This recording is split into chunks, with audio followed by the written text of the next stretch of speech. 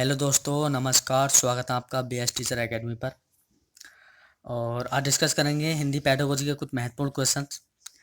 तो चलते हैं, देखते हैं क्वेश्चन की ओर। चलिए, यहाँ पर जो निर्देश हमारा दे रखा है, पहले निर्देश को देख लेते हैं। निम्नलिखित प्रश्नों के उत्तर देने के लिए सबसे उचित विकल्प आपको यहाँ पर चूज करना है। ठीक है गाइस, तो पहला क्वेश्चन है आपका यहाँ पर, भाषा के संबंध में कौन सा कथन सही नहीं है। ठीक, तो पूछा है भाषा के संबंध में कौन सा कथन सही नहीं है, तो नहीं का आप विशेष ध्यान देंगे। ठीक है, अक्सर लोग यहीं पर गलती कर लेते हैं कि नहीं नहीं देखते हैं और राइट आंसर कर देते हैं, तो नहीं का आप विशेष ध्यान देंगे। ठीक है गाइस, तो पहला यहाँ पर क्वेश्चन पहला जो ऑप्शन है वो है, भारत की भाषिक विविधता एक जटिल चुनौती है। ठीक है, तो यहाँ पर देखो भाई, जटिल दे रहा है। अगर मैं टैग वर्ड की बात करूँ तो जटिल। ठीक है, तो टैग वर्ड आप हटाते जाएंगे। ठीक है गाइस, बहुभाषिकता बच्चे की अस्मिता का निर्माण करती है। अस्मिता का निर्माण करती है, ये एक निगेटिव टैग वर्ड है। ठीक है गाइस, तो यहाँ पर क्या ये भी हटा देंगे इसको। ठीक, भाषा में आपस में संपर्क संवाद करती है, ये बिल्कुल राइट है। वैसे ये भी राइट है, ये भी राइट है। ठीक, तो यहाँ पर पूछा है कि यानी कि भाषा के संबंध में कौन सा कथन सही नहीं है, तो भाषागत विविधता एक समस्या है, वही समस्या नहीं होती है। भाषा जो होती है, भाषागत विविधता जो भाषा है, ये भाषा के विविधता जो है एक समस्या नहीं होती है। ठीक है, इसलिए अगर नहीं के अकॉर्डिंग हम इसका उत्तर देखें तो ऑप्शन नंबर 4 बिल्कुल करेक्ट होगा। ठीक, बाकी आपको हमें यहाँ पर उचित विकल्प चूज करना करना था। ठीक है, तो पहला, भाषा भारत की भाषिक विविधता एक जटिल चुनौती है, बहुभाषिक बच्चे की अस्मिता का निर्माण करती है, भाषा में आपस में संपर्क संवाद करती है, सही है। भाषा विविधता एक समस्या है, समस्या नहीं होती है। ठीक है गाइस, तो ऑप्शन नंबर 4 आपका यहाँ करेक्ट हो जाएगा। चलिए देखते हैं अगला क्वेश्चन। नेक्स्ट क्वेश्चन हमारा, नेक्स्ट क्वेश्चन देख लीजिए। सॉरी, एक मिनट गाइस। तो नेक्स्ट क्वेश्चन हम अगर बात करें नेक्स्ट क्वेश्चन की, नेहा अपनी बात कहते समय अपनी मातृभाषा के शब्दों का प्रयोग करती है, आप क्या करेंगे। ठीक, तो पहला ऑप्शन दे रखा है, लक्ष्य भाषा के शब्द का प्रयोग करते हुए सहजता से उसके वाक्यों को दोहराएंगे। ऑप्शन 2 है, उसे डांटेंगे कि वह अपनी भाषा के शब्दों का प्रयोग ना करे। ऑप्शन 3, उसे बताएंगे कि किसी शब्द विशेष को क्या कहते हैं। ऑप्शन 4 दे रखा है, उसे बताएंगे कि यह शब्द गलत है। तो हमसे पूछा, नेहा अपनी बात कहते समय अपनी मातृभाषा के शब्दों का प्रयोग करती है। ठीक, तो अगर मैं यहाँ पर ऑप्शन की बात करूँ तो मातृभाषा के शब्दों का प्रयोग करती है नेहा। ठीक, तो उसे डांटेंगे, अभी डांटना तो हम उसको है नहीं बच्चे को। ठीक है, उसे बताएंगे कि किसी शब्द विशेष को क्या कहते हैं, ऐसा नहीं, उसे बताएंगे कि क्या शब्द गलत है। ठीक, ये जो आपका ऑप्शन नंबर 3 ऑप्शन नंबर 4 है, ये बिल्कुल पहले के अंदर आ जाएंगे। क्यों? क्योंकि लक्ष्य भाषा के शब्द का प्रयोग करते हुए सहजता से उसके वाक्य को दोहराएंगे। ठीक, ऑप्शन नंबर फर्स्ट बिल्कुल आपका यहाँ करेक्ट होगा गाइस। ठीक है, चलते हैं अगले क्वेश्चन की ओर। अगला क्वेश्चन है, भाषा की कक्षा में यह जरूरी है कि ऑप्शन फर्स्ट, भाषा की पाठ्य पुस्तक पर विशेष ध्यान दिया जाए। ऑप्शन 2, बच्चे मानक भाषा में ही बातचीत करें। ऑप्शन 3, भाषिक पृष्ठभूमि के आधार पर किसी को पीछे न छोड़ा जाए। ऑप्शन 4, बच्चों की अधिक से अधिक परीक्षाएं ली जाएं। तो ऑप्शन नंबर, अगर यहाँ पर बात करें क्वेश्चन नंबर थर्ड की, तो क्वेश्चन नंबर थर्ड जो है, अगर पूछा है भाषा की कक्षा में यह जरूरी है, यानी कि जो भाषा है वो कक्षा में अगर पढ़ाया जा रहा है, भाषा के बारे में बताया जा रहा है, तो भाषा की पाठ्य पुस्तक पर विशेष ध्यान दिया जाए। केवल पाठ्य पुस्तक पर ही हमें विशेष ध्यान नहीं देना है। ठीक, शिक्षक का एक कर्तव्य है कि केवल केवल पाठ्य पुस्तक पर विशेष ध्यान ना दे। ठीक, अगर मैं यहाँ पर दूसरा ऑप्शन की बात करूं, बच्चे मानक भाषा में ही बातचीत करें, केवल ही यहाँ पर एक निगेटिव टैग वर्ड दे दिया, इसलिए इसको यहाँ से हटा देंगे। ऑप्शन 3 है, भाषिक पृष्ठभूमि के आधार पर किसी को पीछे न छोड़ा जाए, बिल्कुल राइट बात है, किसी को पीछे नहीं छोड़ा जाए, किसी भी स्टूडेंट को पीछे नहीं छोड़ा जाना चाहिए। बच्चों की अधिक से अधिक परीक्षाएं ली जानी चाहिए, अधिक से अधिक परीक्षाएं नहीं लेनी चाहिए। ठीक है, ऑप्शन नंबर 4 भी आपका इनकरेक्ट होगा, इसलिए आपके तीनों पहला दूसरा चौथा हट गए हैं, तो आपका ऑप्शन नंबर 3 ही खाली बचा है, भाषिक पृष्ठभूमि के आधार पर किसी को पीछे न छोड़ा जाए। ठीक है गाइस, चलिए चलते हैं अगले क्वेश्चन की ओर। अगला क्वेश्चन है, उच्च प्राथमिक स्तर पर भाषा शिक्षण का उद्देश्य है। क्वेश्चन पढ़ लीजिए, उच्च प्राथमिक स्तर पर भाषा शिक्षण का जो भाषा शिक्षा है उसका क्या उद्देश्य है। हम मैं आपको ऑप्शन दिखा देता हूँ।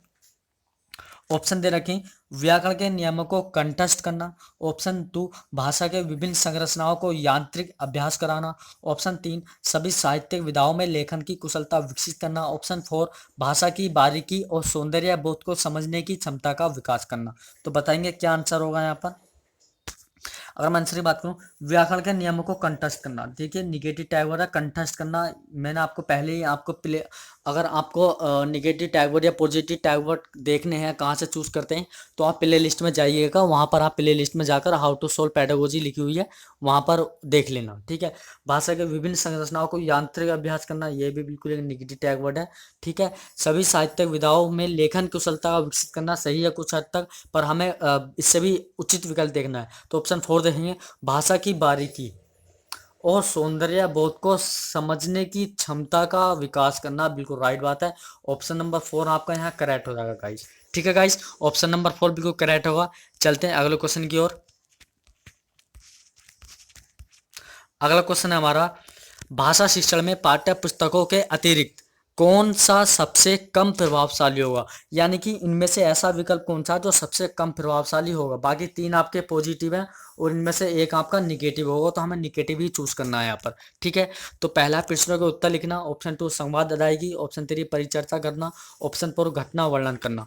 तो यहाँ पर अगर मैं बात करूँ क्वेश्चन नंबर 5 की, कि भाषा की पाठ्य पुस्तकों के अतिरिक्त कौन सा सबसे कम प्रभावशाली है। देखिए संवाद अदायगी बिल्कुल पॉजिटिव है, परिचर्चा करना ये भी पॉजिटिव है, घटना वर्णन करना ये भी आपका एक पॉजिटिव है। यानी कि भाषा शिक्षण में पाठ्य पुस्तक के अतिरिक्त प्रश्नों के उत्तर लिखना, यानी कि जो प्रश्नों के उत्तर लिखना, ठीक है, इसके जो अलावा सबसे कम प्रभावी है, यानी कि जो प्रश्नों के उत्तर लिखना ये सबसे कम प्रभावशाली है आपका यहाँ पर। इसलिए आपका right answer option number first बिल्कुल करेक्ट होगा। ठीक है। क्यों? क्योंकि अपेक्षाकृत संवाद अदायगी, परिचर्चा करना एवं घटना वर्णन करता, ये जो है आपके एक पॉजिटिव टैग वर्ड है। ठीक है। तो यहाँ पर जो राइट आंसर होगा वो आपका पहला हो जाएगा, प्रश्नों के उत्तर लिखना, ऑप्शन नंबर फर्स्ट बिल्कुल करेक्ट होगा गाइस। ठीक है। चलते हैं अगले क्वेश्चन की ओर। अगला क्वेश्चन है हमारा, हर व्यक्ति को मैंने ही सच्चाई दिखाई वाक्य पर चर्चा करने का उद्देश्य है। ऑप्शन फर्स्ट बच्चों को संज्ञा के प्रयोग का ज्ञान कराना। ऑप्शन 2 बच्चों को सर्वनाम के प्रयोग का ज्ञान कराना। ऑप्शन 3 बच्चों को क्रिया के प्रयोग का ज्ञान कराना। ऑप्शन 4 है बच्चों को भाषा की नियमबद्ध प्रकृति की पहचान और उसका विश्लेषण करना सिखाना। तो बताएंगे क्या यहाँ पर राइट आंसर होगा। यानी कि हर व्यक्ति में को मैंने ही सच्चाई दिखाई वाक्य है, इस पर चर्चा करने का क्या उद्देश्य हो सकता है।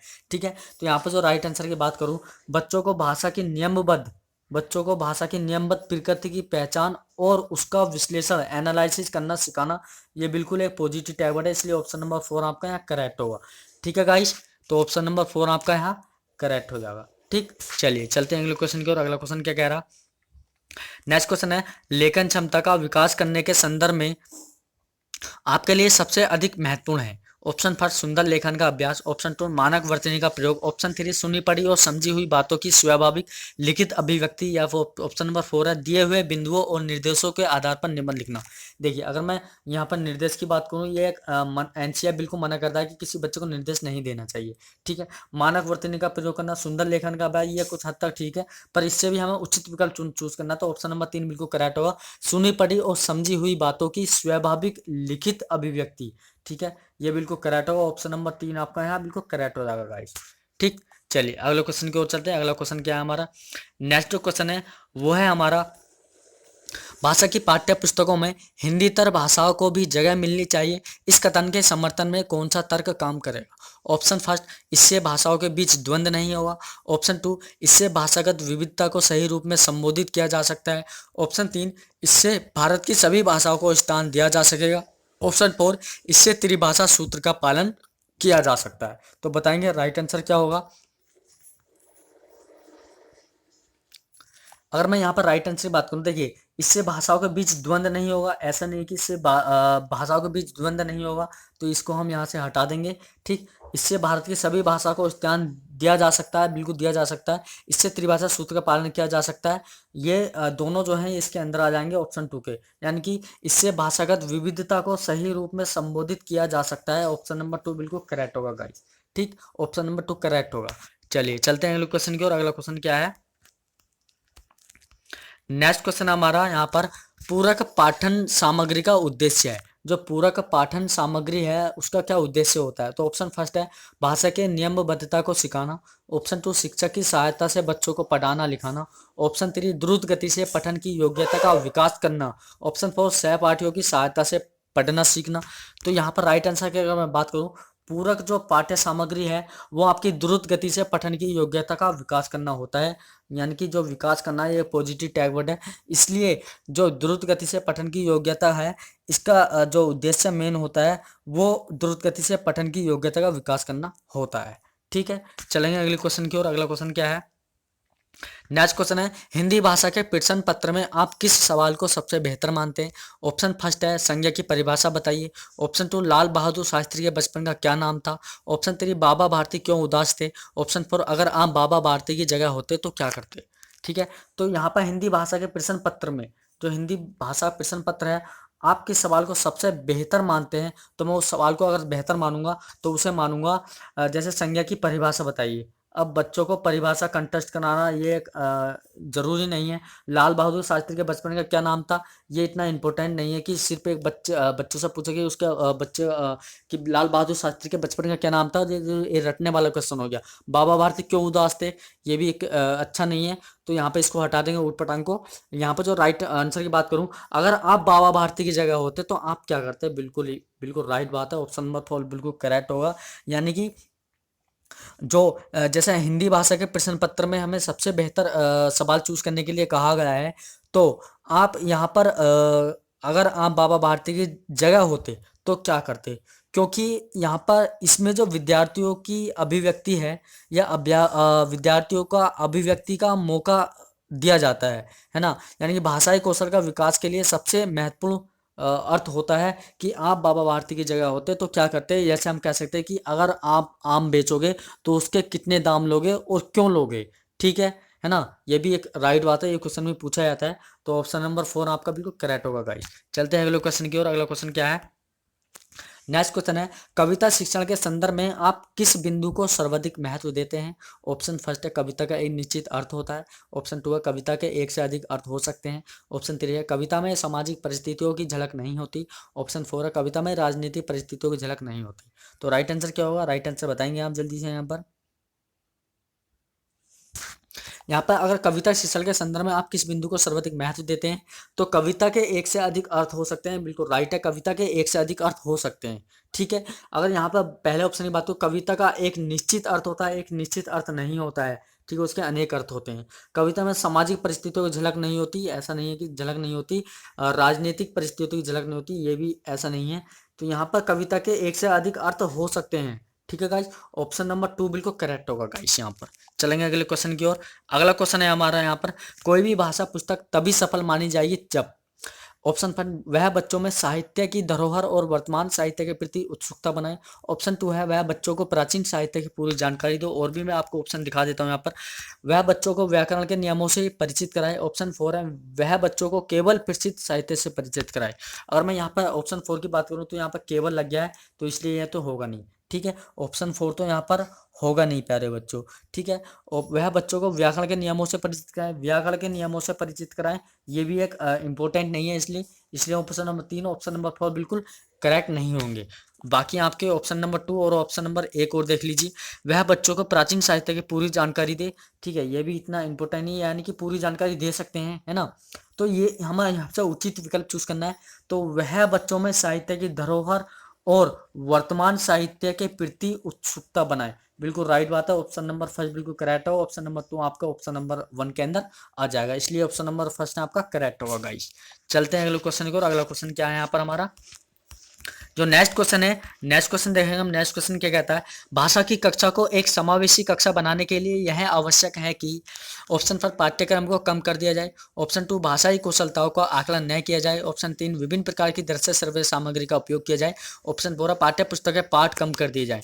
अगर पाठ्यक्रम को कम कर दिया जाए तो बच्चे क्या पढ़ेंगे? ठीक है, भाषाई कौशलताओं का आकलन न किया जाए। भाषाई कौशल का आकलन न किया जाए ऐसा तो नहीं है, है ना। आकलन न किया जाए।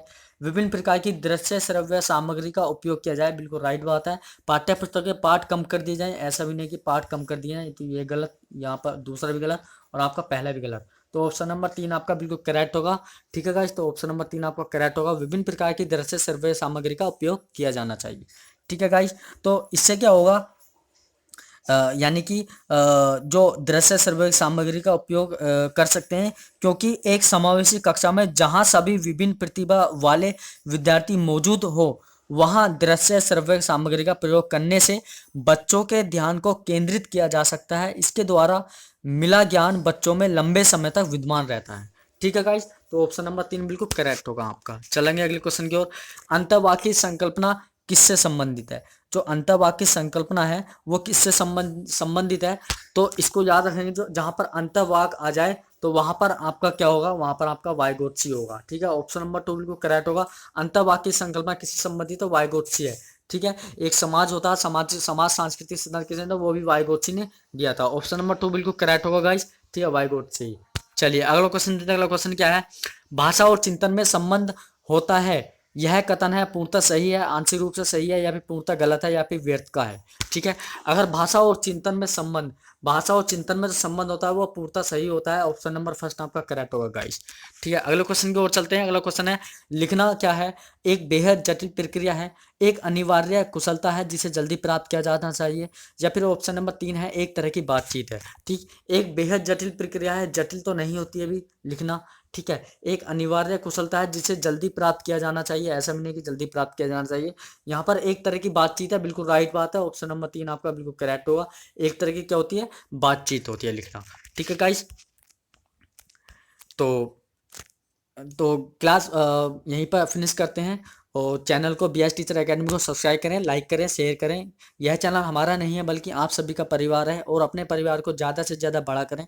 बी एस टीचर एकेडमी आपका तहे दिल से शुक्रिया करता है। तब तक के लिए जय हिंद, वंदे मातरम।